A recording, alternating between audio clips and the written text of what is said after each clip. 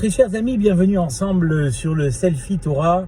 Selfie Vitamine aujourd'hui, l'histoire d'un Rav qui réunit sa communauté pour leur faire un discours. Il ne sentait pas la communauté motivée. Pas beaucoup étaient rentrés dans la synagogue. Il décida d'aller les voir en leur prétendant qu'il allait leur donner le secret du Olam Haba, le secret de l'entrée au paradis.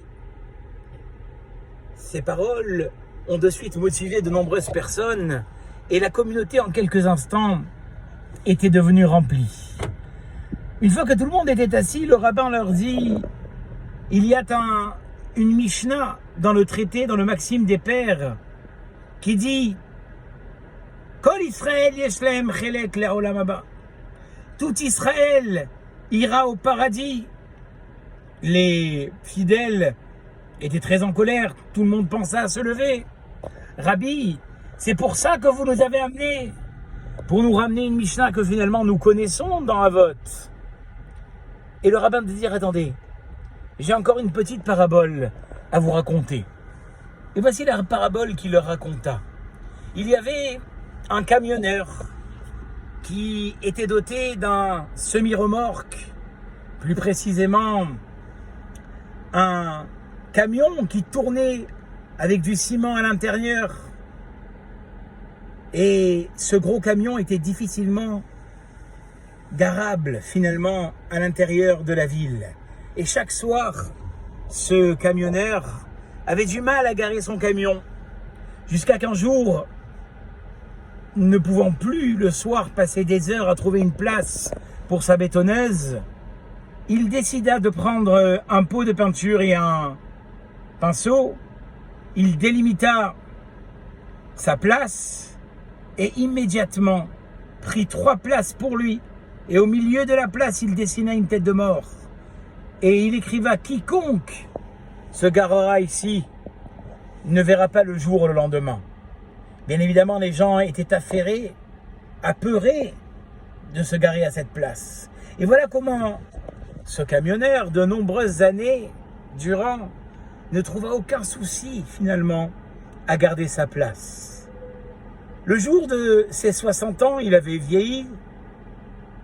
Le jour de son anniversaire, à la place où il garait son camion, une Mercedes neuve, étincelante, était garée à sa place. Ce jour-là, il était fou de rage. Qu'est-ce qu'ils croient? Parce que j'ai 60 ans, je n'ai plus droit à cette place? Mais ils vont voir de quel bois je me chauffe. Il approcha sa bétonneuse et avec le petit marteau à incendie, cassa la vitre arrière de la Mercedes. Il mit là-bas le toboggan du ciment et remplit jusqu'en haut de la voiture entière remplie de ciment. Et avec ce qu'il déborda, il prit une truelle et fit carrément une coque en béton. Et c'était pas du petit béton, c'était du béton armé. Il fit une coque autour de la voiture et en quelques minutes, la Mercedes était devenue un bloc de béton armé. Une fois avoir goûté à sa vengeance, il prit son camion et alla le garer en dehors de la ville. Quand il rentre chez lui, il toque à la porte. Personne ne lui répond. Il toque.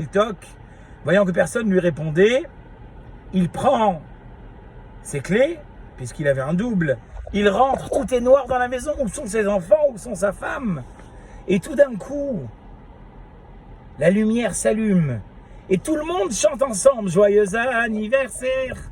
Joyeux anniversaire! Et c'est à cet instant où sa femme s'approche de lui avec un coussin de velours sur lequel une clé de Mercedes. Et elle lui dit, mon chéri, c'est pour toi. Ici, j'ai utilisé toutes mes économies, plus un petit crédit que nous ferons payer avec notre retraite. Pour tes 60 ans, je t'ai offert une belle Mercedes.